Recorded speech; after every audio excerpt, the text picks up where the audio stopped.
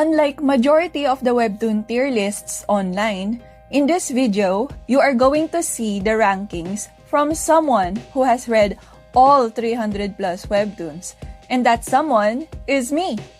This tier list has been like my personal project since the beginning of the year. Anyway, I'm not going to present the list by populating tier maker though, so you don't need to worry about being overwhelmed with a freaking long tier list. Instead, I'll be grouping them into categories. You can check out the timestamp for each category in the description section. But I think it will be better if you understand the scope and tier level explanations first. I'll try to explain them as briefly as possible. So, regarding the scope of this video's Webtoon tier list, it covers a total of 333 Webtoon Originals as of December 12, 2021. I have read at least one whole chapter of every single one of them. Webtoon Originals are those you see in the daily schedule that have a new chapter released weekly. But completed ones are out of scope. Titles that are not published in Webtoon professionally, particularly those that you see in the Canvas page, are out of scope too. I'm not gonna cover anthologies or news pages like Webtoon Now either.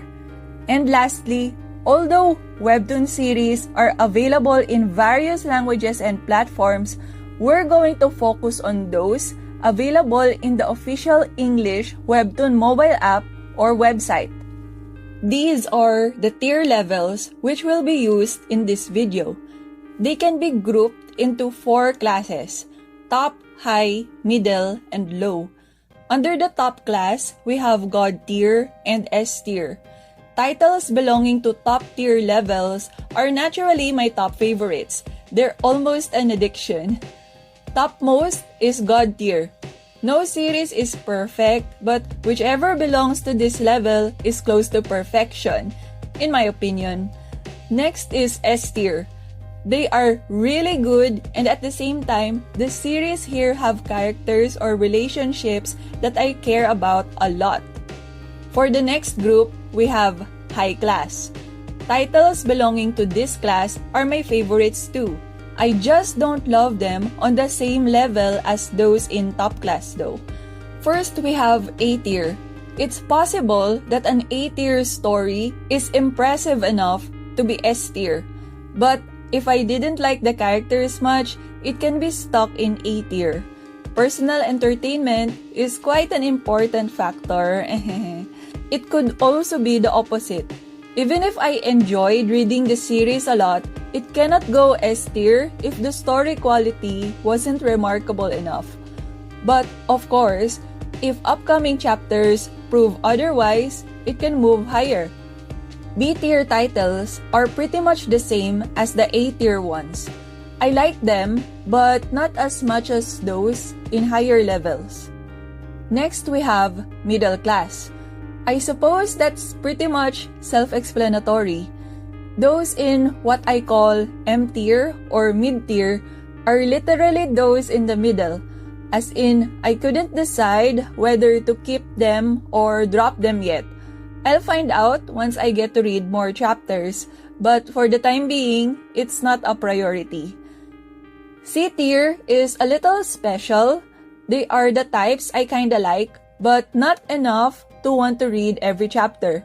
In other words, I'll be satisfied with just spoilers, like the ending, or just knowing whether my favorite ship sailed or not. Lastly, we have the low class.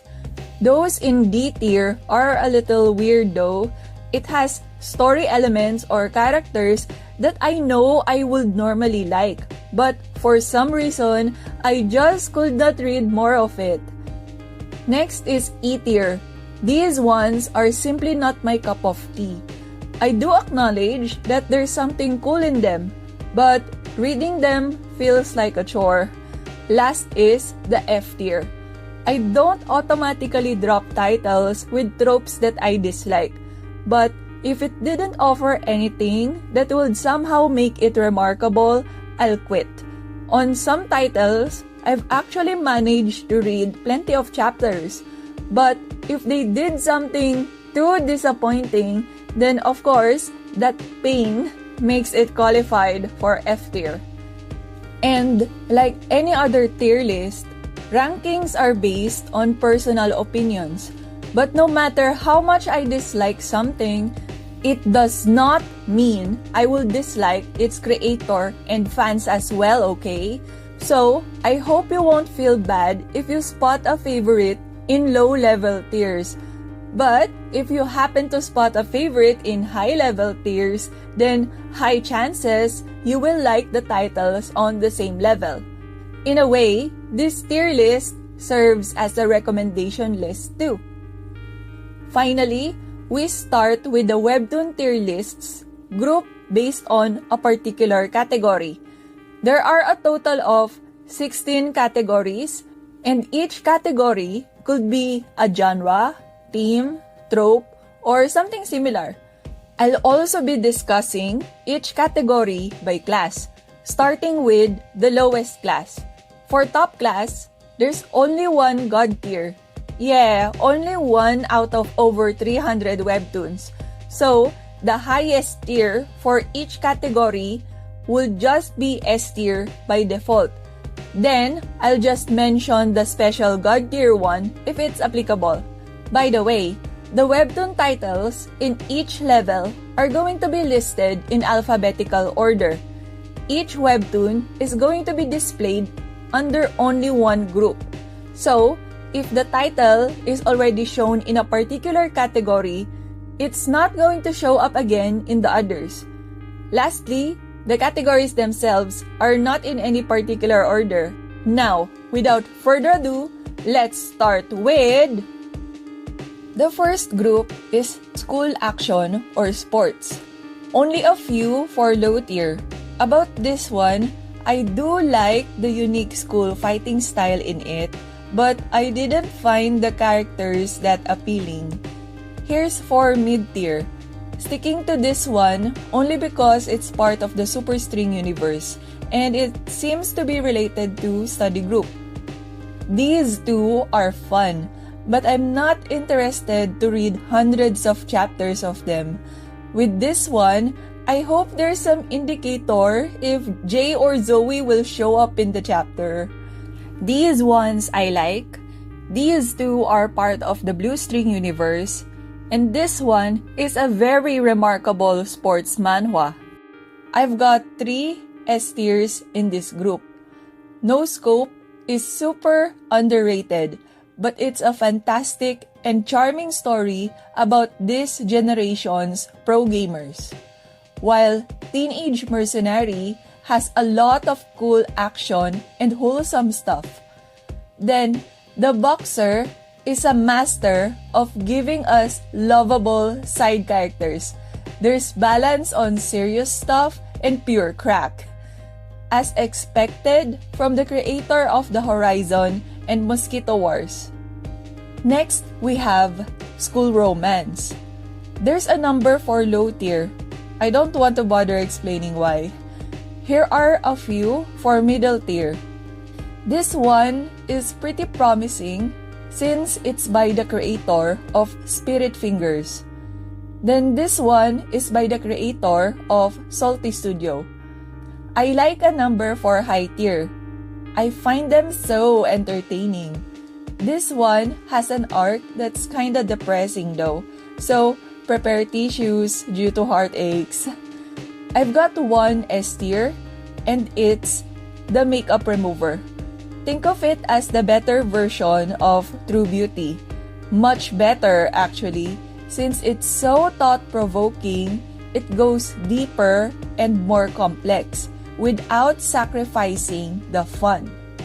For modern romance, this will be like the grown-up version of the previous category. So, these ones aren't my type. Those in middle tier are okay. I'm sticking to this one mainly because I'm a huge fan of Archie comics in the past. These ones I like a lot. Those in A tier make me laugh so much. There's one S tier and it's a manga called Marry Me. It's like the embodiment of innocence and wholesomeness. The next group consists of titles with celebrities of different kinds. Most titles here involve romance, but not all of them necessarily have romance as the main theme. Here's for low tier. I don't need to elaborate the one in F tier. Its major flaws are well known by now. Too bad, I like the male leads in it. Those in middle tier are okay. This one could have been higher, but the female lead's obsession to her idol was difficult to tolerate.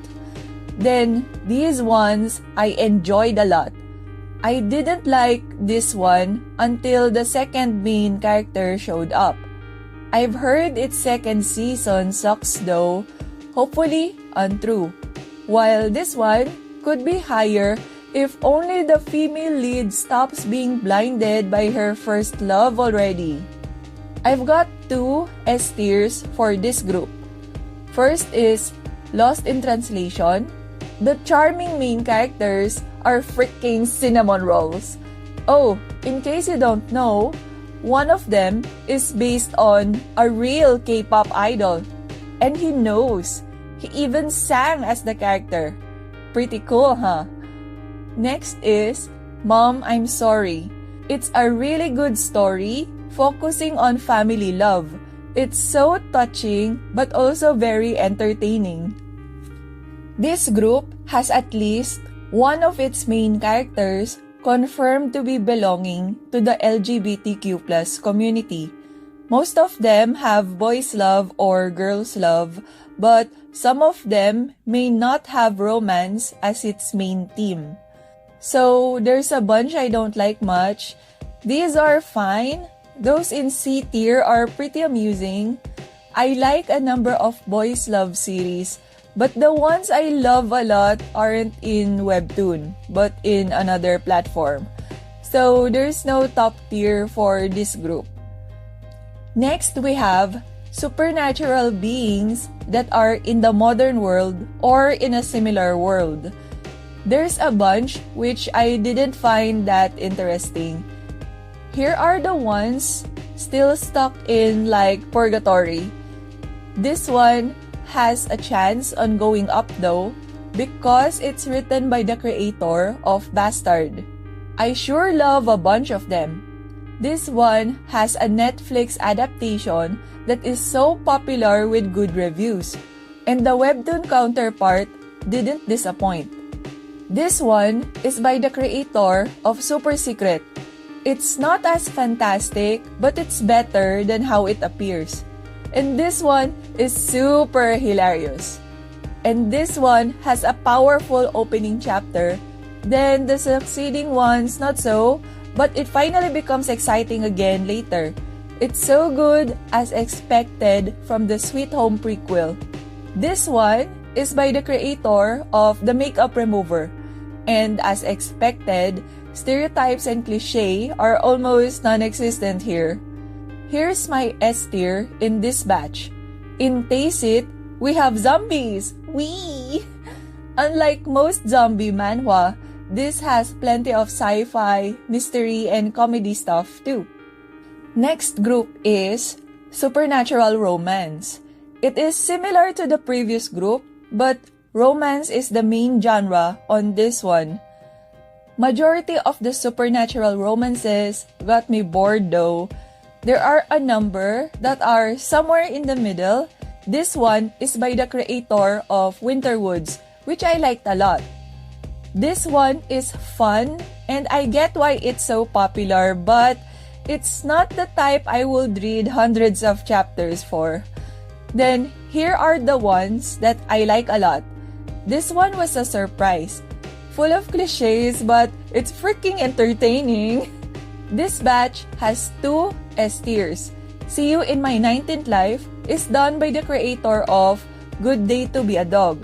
I love both, but I think this new one is better, story-wise. Swimming Lessons for a Mermaid is a surprise. It's way more entertaining and impressive than it appears. Next, we have medieval romance, wherein the setting is in medieval Europe or similar to it. Majority of them have those popular romance fantasy tropes. So, here are the medieval romances which I didn't like much. The author of this one also did The Remarried Empress, but reverse harem, I can't. These are okay. The best in this one is The Maid. I like a number of them. This one keeps me at the edge of my seat, while this one is my favorite in the group for being the most entertaining. The Remarried Empress is my S tier here. I usually dislike series with adultery, but the divorce here is very satisfying. The titles in this group have their own fictional fantasy world, as in it has its own lore and universe. A lot of them got me bored though. These ones got me bored too actually, but there's still something in them that kept me interested somehow. This one's really good, but I didn't get hooked enough to want to read its hundreds of chapters as soon as possible though. Even though I haven't caught up yet, I already know the spoilers related to my favorite couple. I have two S tiers for this. First is 66,666 Years, Advent of the Dark Mage. To me, it's somewhat like this popular OEL, but I love this webtoon more. Then of course, Tower of God.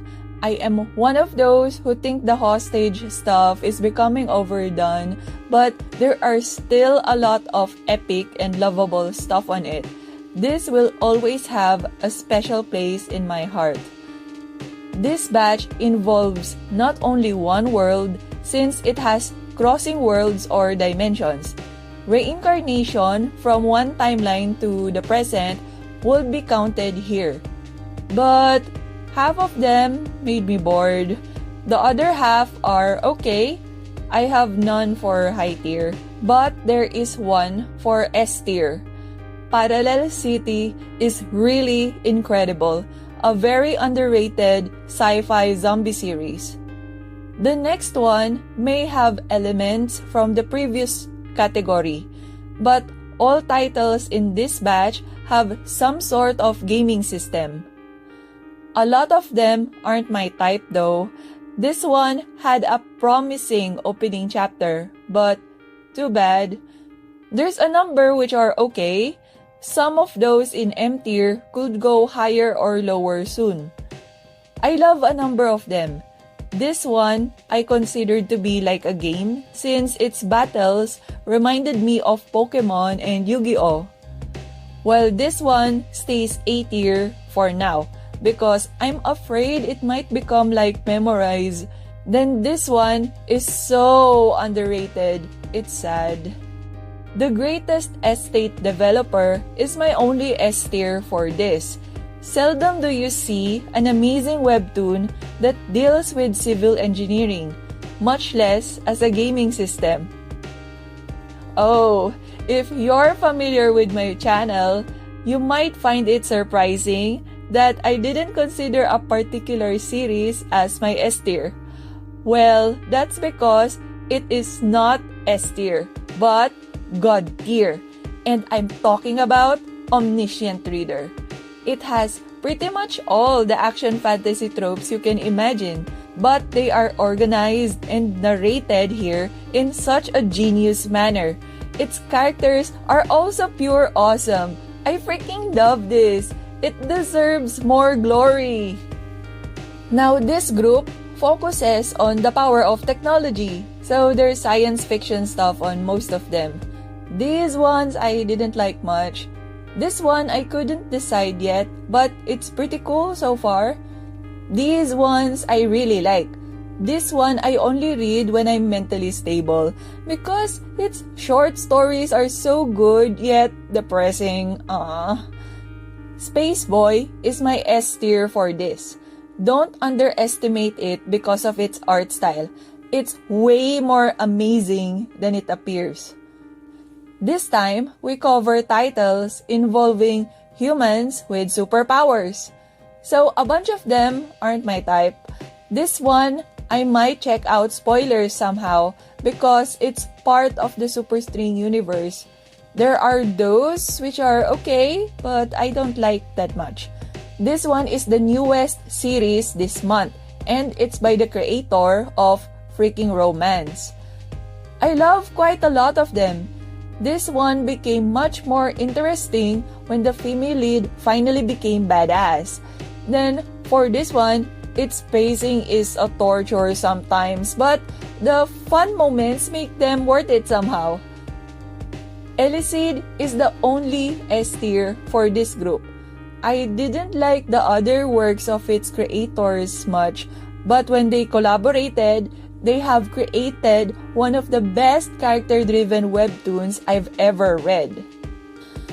On the next batch, we have Amazing Humans too, but they don't exactly possess superhuman abilities. They may appear as such if ever they're geniuses though. So, this group covers mind-blowing thrillers. The main genre are mystery or horror. I usually love thrillers, but oh well, here are the ones I didn't like much. Then, these titles, I'm still undecided whether to keep or not. This one had powerful opening chapters though. Then, here are the ones I love a lot. The female lead here is actually smarter than how she appeared in the initial chapters. I almost dropped it, but good thing I stayed a bit. The webtoon with the most intriguing story in this group is this one, hands down. Most disturbing is probably this one, I guess. Dr. Frost is naturally my S tier. Psychology in a Sherlock Holmes-like series is irresistible. Titles in the historical period group could be in a fictional world, but it's very similar to a historical period in the real world. But I find majority of them pretty boring. There's few that I'm having second thoughts of. Well, this one could get higher if there had been more bromance moments. That's seriously the only fun stuff in it.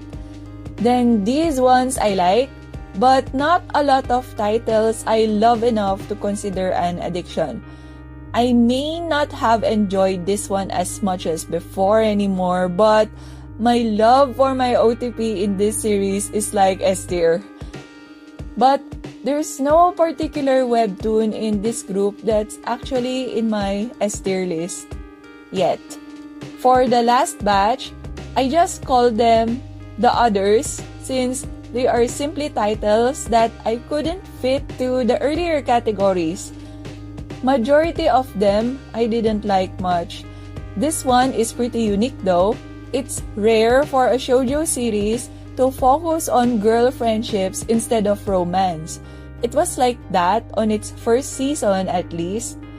Then these are okay. Not a bad read when I'm super bored. These ones I really like. This one could go higher if the other characters start to become more involved. I guess I need to catch up on this soon. But there's no S tier for this last group either. I'm subscribed to titles that are from top class to middle class. So that's 191 out of 333 webtoons. Almost 200. Oh my. Coincidentally, there's a total of 101 webtoons for top and high classes. For easier reference, I've compiled them into one image and shared it in my Facebook post. What's fun about seeing the tier lists of other people is that you get an idea of what other titles you might like if you have the same tastes. And that's the reason why I have shared mine this time. With that, I hope I had helped you discover a new favorite. I'm the type who likes discovering hidden gems. So, if you want more recommendations, I suggest that you hit the subscribe button. Likes, shares, and comments will be highly appreciated. Thanks for watching. Bye!